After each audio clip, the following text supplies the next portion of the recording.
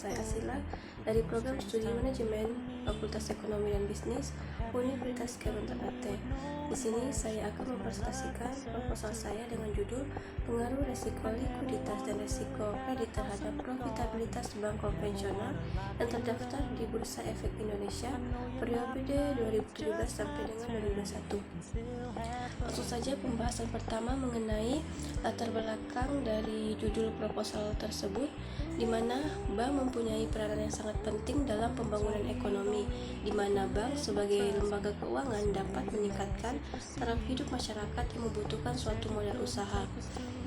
Pada suatu perusahaan, baik sektor manufaktur maupun sektor jasa, pasti akan mengalami suatu resiko dalam menjalankan kegiatannya.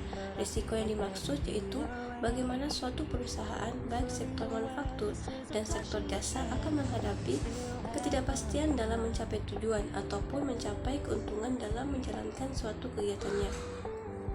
Dalam sektor perbankan ada beberapa resiko yang sesuai dengan Peraturan Otoritas Jasa Keuangan Nomor 18/POJK.03.2016, yaitu yang pertama ada resiko kredit, yang kedua ada risiko pasar, yang ketiga ada risiko likuiditas, yang keempat ada risiko operasional, yang kelima ada risiko kepatuhan, dan yang keenam ada risiko hukum, dan yang ketujuh ada risiko reputasi, serta yang ke-8 ada risiko strategis. Namun, di dalam penelitian ini hanya berfokus pada risiko likuiditas dan risiko kredit terhadap profitabilitas bank.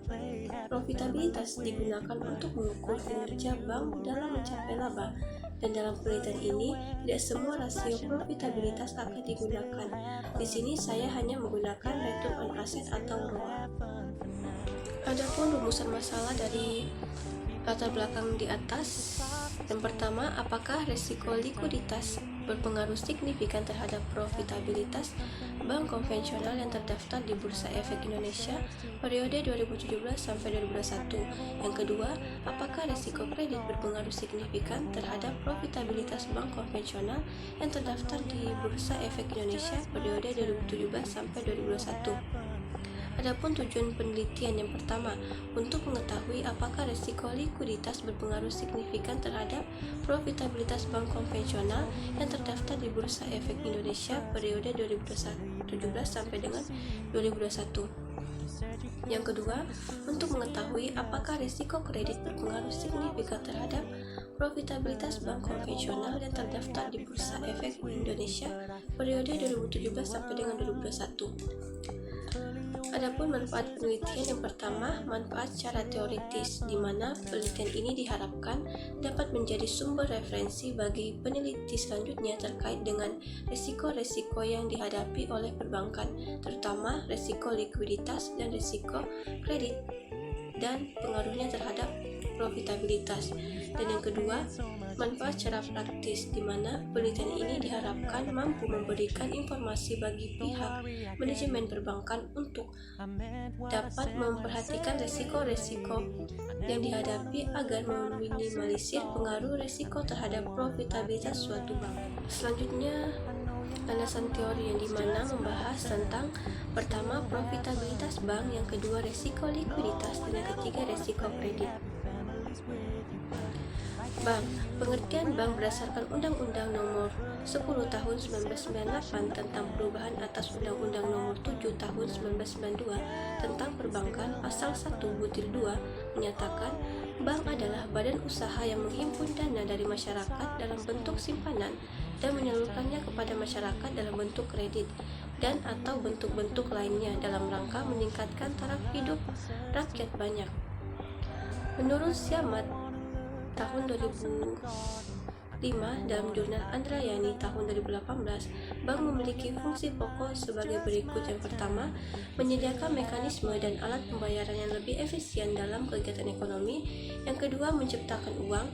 Yang ketiga, menghimpun dana dan menyalurkannya kepada masyarakat. Dan yang keempat, menawarkan jasa-jasa keuangan lainnya. Yang kelima, menyediakan fasilitas untuk perdagangan internasional. Yang keenam, menyediakan pelayanan penyimpanan untuk barang-barang berharga. Dan yang ketujuh, menyediakan jasa-jasa pengelolaan dana. Selanjutnya ada profitabilitas. Menurut Breston tahun 1998 halaman 568 dalam jurnal Aswansyah tahun 2017 menyatakan profitabilitas merupakan kemampuan suatu perusahaan untuk mendapatkan penghasilan yang dibutuhkannya untuk bertahan hidup dan untuk berkembang menjadi lebih besar. Pada umumnya, profitabilitas ini menunjukkan hasil operasi perusahaan dalam suatu periode tertentu. Biasanya, perhitungan yang digunakan untuk mengukur profitabilitas adalah return on asset atau ROA. ROA merupakan rasio antara laba sebelum pajak terhadap total aset bank tersebut. Adapun rumusnya, ROA sama dengan laba sebelum pajak dibagi total aset dikali 100%. Jadi, return on asset atau ROA dapat dijadikan sebagai tolak ukur kesehatan keuangan bank dalam mengukur seberapa besar laba bersih yang dapat diperoleh atau dihasilkan dari penggunaan asetnya. Yang dimana semakin besar nilai return on asset suatu bank, maka semakin besar pula tingkat keuntungan yang dicapai oleh bank atas penggunaan asetnya. Selanjutnya ada resiko likuiditas. Menurut Faisal dan Ferry 2017 halaman 731 dalam jurnal Ridho Ilahi tahun 2015 menyatakan resiko likuiditas adalah tingkat kemampuan bank dalam menyediakan dana untuk memenuhi kebutuhan jangka pendek dan kebutuhan segera lainnya. Rasio ini menunjukkan tingkat kemampuan bank untuk mengatasi kemungkinan terjadi risiko likuiditas yang disebabkan karena tingkat likuid aset dalam hal memenuhi kewajiban yang segera dibayar terhadap total deposit. Biasanya, perhitungan risiko likuiditas ini menggunakan loan to deposit ratio atau LDR, di mana rumusnya LDR sama dengan jumlah kredit yang diberikan dibagi dana pihak ketiga dikali 100%. Jadi loan to deposit ratio digunakan sebagai proyeksi dari likuiditas untuk mengukur kemampuan bank tersebut mampu membayar hutang-hutangnya dan membayar kembali kepada deposannya, serta dapat memenuhi permintaan kredit yang diajukan. Di mana semakin tinggi nilai loan to deposit suatu bank, maka laba semakin meningkat. Dengan kata lain, bank tersebut dapat menyalurkan kreditnya dengan efektif. Selanjutnya ada resiko kredit. Menurut si Ahmad tahun 2005 dalam jurnal Andrayani tahun 2018 menyatakan resiko kredit atau sering disebut dengan kredit bermasalah dapat diartikan sebagai pinjaman yang mengalami kesulitan pelunasan akibat adanya faktor kesenjangan atau karena faktor eksternal di luar kemampuan kendali debitur. Biasanya, proksi yang digunakan untuk mengukur kualitas aktiva pada bank tersebut adalah non-performing loan atau NPL. Adapun rumus non-performing loan atau NPL adalah NPL sama dengan kredit bermasalah dibagi total kredit dikali 100%. Jadi, NPL adalah rasio yang digunakan untuk mengukur kemampuan manajemen bank dalam mengelola kredit bermasalah yang diberikan oleh bank. Risiko kredit yang diterima oleh bank merupakan salah satu risiko usaha bank yang diakibatkan dari tidak dilunasinya kembali kredit yang diberikan oleh pihak bank kepada debitur. Karena itu, bank harus menanggung kerugian dalam kegiatan operasionalnya, sehingga berpengaruh terhadap penurunan laba atau ROA yang diperoleh oleh bank. Selanjutnya ada penelitian terdahulu. Di sini saya hanya mengambil beberapa penelitian terdahulu. Yang pertama, penelitian yang dilakukan oleh Aji dan Gus Ganda tahun 2021 dengan judul Pengaruh Resiko Kredit dan Resiko Likuiditas terhadap Profitabilitas pada Bank BUMN. Berdasarkan hasil dari penelitian ini menunjukkan bahwa 1. Resiko kredit secara parsial berpengaruh secara simultan terhadap profitabilitas. Yang kedua, resiko likuiditas secara parsial tidak berpengaruh terhadap profitabilitas. Dan yang ketiga, resiko kredit dan resiko likuiditas berpengaruh secara simultan terhadap profitabilitas. Selanjutnya, penelitian kedua yang dilakukan oleh Rahmi tahun 2004 dengan judul skripsi Pengaruh Resiko Kredit, Resiko Likuiditas, dan Resiko Tingkat Bunga terhadap Profitabilitas. Berdasarkan hasil penelitian ini menyimpulkan bahwa 1. Resiko kredit berpengaruh signifikan terhadap profitabilitas perusahaan perbankan yang terdaftar di Bursa Efek Indonesia dengan koefisien beta bernilai negatif sebesar 0,14 dan nilai signifikansi 0,000 lebih kecil dari 0,05. Yang kedua, resiko likuiditas tidak berpengaruh signifikan terhadap profitabilitas perusahaan perbankan yang terdaftar di Bursa Efek Indonesia dengan koefisien beta bernilai minus 0,004 dan nilai signifikansi 0,576 lebih besar dari 0,05. Dan yang ketiga, resiko tingkat bunga berpengaruh signifikan positif terhadap profitabilitas perusahaan perbankan yang terdaftar di Bursa Efek Indonesia dengan koefisien beta bernilai positif 0,241 dan nilai signifikansinya 0,000 lebih kecil dari 0,005. Selanjutnya, penelitian ketiga dilakukan oleh Rahmawati tahun 2020 dengan judul Dampak Risiko Pembiayaan, Risiko Likuiditas dan Permodalan terhadap Profitabilitas Perbankan Syariah. Berdasarkan hasil analisis regresi berganda dengan tingkat signifikansi 5%, maka hasil penelitian ini menyimpulkan 1. Risiko pembiayaan berpengaruh signifikan terhadap profitabilitas perbankan syariah dengan koefisien beta NPF bernilai negatif sebesar minus 0,472 dan nilai signifikansinya 0,001 lebih kecil dari 0,05. Yang kedua, resiko likuiditas berpengaruh signifikan negatif terhadap profitabilitas bank syariah dengan koefisien beta FDR bernilai negatif sebesar minus 0,499 dan nilai signifikansinya 0,001 lebih kecil dari 0,05. Yang ketiga, permodalan berpengaruh signifikan positif terhadap profitabilitas perbankan syariah dengan koefisien beta bernilai negatif sebesar minus 0,204 dan nilai signifikansinya adalah 0,181 lebih besar dari 0,05.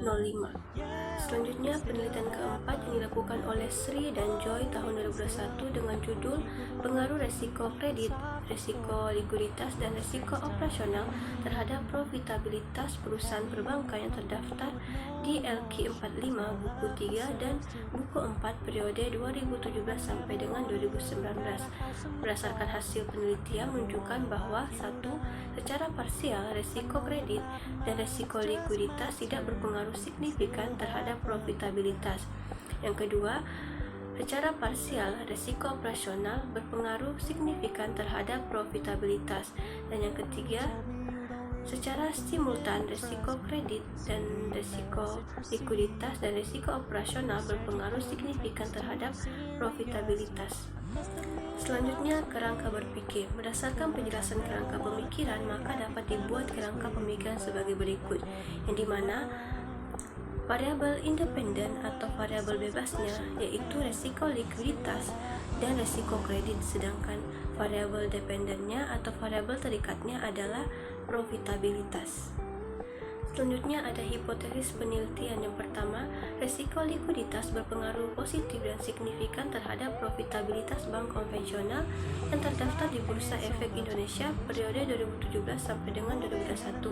Dan yang kedua, resiko kredit berpengaruh positif dan signifikan terhadap profitabilitas bank konvensional yang terdaftar di Bursa Efek Indonesia periode 2017 sampai dengan 2021. Selanjutnya, metode penelitian. Yang pertama, lokasi dan waktu penelitian. Lokasi penelitian ini dilakukan di bank konvensional yang terdaftar di Bursa Efek Indonesia, di mana penulis ingin mengetahui pengaruh resiko likuiditas dan resiko kredit terhadap profitabilitas bank konvensional. Yang kedua, populasi dan sampel.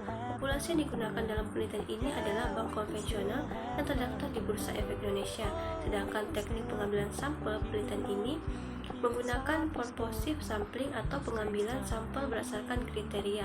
Adapun kriteria antara lain, yang pertama, perusahaan perbankan harus terdaftar di Bursa Efek Indonesia, dan yang kedua, bank konvensional yang terdaftar di Bursa Efek Indonesia melaporkan laporan keuangan periode tahun 2017 sampai 2021.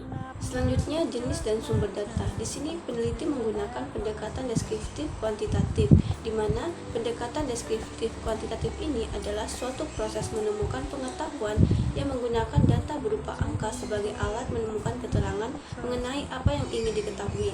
Dan peneliti ini menggunakan data sekunder berupa laporan keuangan bank konvensional periode 2017 sampai dengan 2021, di mana sumber data dalam penelitian ini diperoleh dari Bursa Efek Indonesia. Selanjutnya, teknik pengumpulan data, di mana peneliti menggunakan studi dokumentasi. Studi dokumentasi ini merupakan suatu cara pengumpulan data yang menghasilkan catatan-catatan penting tentang masalah dalam penelitian ini. Metode ini hanya mengambil data yang tersedia dan terpublikasi, misalnya tentang masalah dalam penelitian ini, di mana data laporan keuangan diambil di website Bursa Efek Indonesia. Selanjutnya, model analisis. Di sini peneliti menggunakan model analisis regresi linear berganda, di mana analisis ini digunakan untuk mengetahui apakah variabel independen mempunyai pengaruh terhadap variabel dependen. Selanjutnya, teknik analisis data. Di sini peneliti menggunakan return on asset atau ROA, dan yang kedua loan to deposit ratio atau LDR, yang ketiga ada non performing loan atau NPL, yang dimana rumus return on asset ini sama dengan laba sebelum pajak dibagi total aset dikali 100%, sedangkan loan to deposit ratio atau LDR menggunakan rumus jumlah kredit yang bermasalah dibagi dana pihak ketiga dikali 100%, dan yang ketiga ada non performing loan, yang dimana menggunakan rumus kredit bermasalah dibagi total kredit dikali 100%. Selanjutnya ada uji validitas, yang dimana uji validitas ini digunakan untuk mengukur sah atau valid tidaknya suatu kuesioner. Menurut Prianto, untuk menentukan suatu item layak atau tidak layak digunakan, maka batas nilai minimal korelasi yaitu 0,30 bisa digunakan. Jadi, yang memiliki koefisien korelasi di bawah 0,30 dianggap tidak valid. Selanjutnya, uji persyaratan analisis. Yang pertama menggunakan uji normalitas, yang kedua uji multikolonialitas, yang ketiga uji heteroskedastisitas, yang keempat uji hipotesis. Dan uji hipotesis ini terbagi menjadi tiga, yaitu uji parsial, yang kedua uji simultan, dan yang ketiga uji koefisien determinasi. Selanjutnya adapun penjelasan dari uji persyaratan analisis. Yang pertama uji normalitas. Uji normalitas dilakukan untuk mengetahui apakah dalam model regresi variabel-variabel memiliki distribusi normal. Apabila di bawah 0,05 maka tidak terjadi distribusi normal. Selanjutnya yang kedua ada uji multikolonialitas. Uji multikolonialitas ini digunakan untuk menguji apakah dalam model regresi ditemukan adanya korelasi antara variabel independen. Apabila di bawah 10 tidak terjadi multikolonialitas. Selanjutnya ada uji heteroskedastisitas, yang dimana bertujuan untuk menguji apakah dalam sebuah model regresi terjadi ketidaksamaan varians residual dari satu pengamatan ke pengamatan yang lain. Apabila di bawah 0,05 maka tidak berpengaruh. Selanjutnya ada uji hipotesis, yang terdiri dari uji parsial, yang kedua uji simultan, dan yang ketiga ada uji koefisien determinasi. Selanjutnya adapun penjelasan dari uji hipotesis. Yang pertama, uji parsial dilakukan untuk mengetahui signifikan atau tidaknya pengaruh yang diberikan oleh variabel independen secara parsial terhadap variabel dependen. Apabila di atas 0,05 maka tidak berpengaruh, sedangkan di bawah 0,5 berpengaruh. Selanjutnya ada uji simultan, dilakukan untuk mengetahui signifikan atau tidaknya pengaruh yang diberikan oleh variabel independen secara simultan terhadap variabel dependen. Apabila di atas 0,05 maka tidak berpengaruh, sedangkan di bawah 0,05 berpengaruh. Selanjutnya ada koefisien determinasi, yang digunakan untuk mengetahui seberapa jauh kemampuan model dalam menjelaskan variabel dependen. Biasanya koefisien determinasi adalah 0 sampai dengan 1. Apabila jika nilai dari R2 mendekati 1 maka antara variabelnya memiliki hubungan yang semakin kuat. Selanjutnya mengenai definisi operasional variabel. Yang pertama ada profitabilitas atau variabel terikatnya. di mana menurut Sepian tahun 2002 dalam jurnal Rahmi 2014, profitabilitas merupakan kemampuan bank untuk menghasilkan atau memperoleh laba secara efektif dan efisien. Profitabilitas juga merupakan indikator yang paling tepat untuk mengukur kinerja suatu bank. Perhitungan yang digunakan untuk mengukur profitabilitas adalah return on asset atau ROA. ROA merupakan rasio antara laba sebelum pajak terhadap total aset bank tersebut. Selanjutnya, variabel resiko likuiditas atau variabel bebasnya. Menurut Yani tahun 2017, resiko likuiditas adalah resiko yang muncul jika suatu pihak tidak dapat membayar kewajibannya yang jatuh tempo secara tunai. Meskipun pihak tersebut memiliki aset yang cukup bernilai untuk melunasi kewajibannya, tapi ketika aset tersebut tidak bisa dikonversikan segera menjadi uang tunai, maka pihak tersebut dikatakan tidak liquid. Indikator untuk mengukur risiko likuiditas yaitu loan to deposit ratio atau LDR. LDR diukur untuk mengetahui perbandingan antara jumlah kredit yang diberikan terhadap jumlah dana pihak ketiga. Selanjutnya, resiko kredit atau variabel bebasnya. Menurut Hardanto tahun 2006 dalam jurnal Dante, Sri dan Joy tahun 2021 mengemukakan bahwa resiko kredit adalah resiko kerugian yang berhubungan dengan peluang gagal memenuhi kewajiban pada saat jatuh tempo. Dengan kata lain, resiko kredit adalah resiko karena pinjaman tidak membayar utangnya. Indikator yang digunakan untuk mengukur resiko kredit yaitu non-profit loan atau NPL. NPL adalah resiko atau rasio yang digunakan untuk mengukur kemampuan manajemen bank dalam mengelola kredit bermasalah yang diberikan oleh bank. Selanjutnya, uji hipotesis statistik. Di sini ada beberapa hal yang perlu diperhatikan untuk menguji hipotesis statistik. Yang pertama, merumuskan hipotesis, dan yang kedua, menentukan tingkat signifikansi, dan yang ketiga, menentukan kriteria penguji signifikansi, dan yang terakhir atau yang keempat, mengambil kesimpulan. Mungkin itu saja presentasi proposal saya. Kurang dan lebihnya mohon dimaafkan. Wassalamualaikum warahmatullahi wabarakatuh.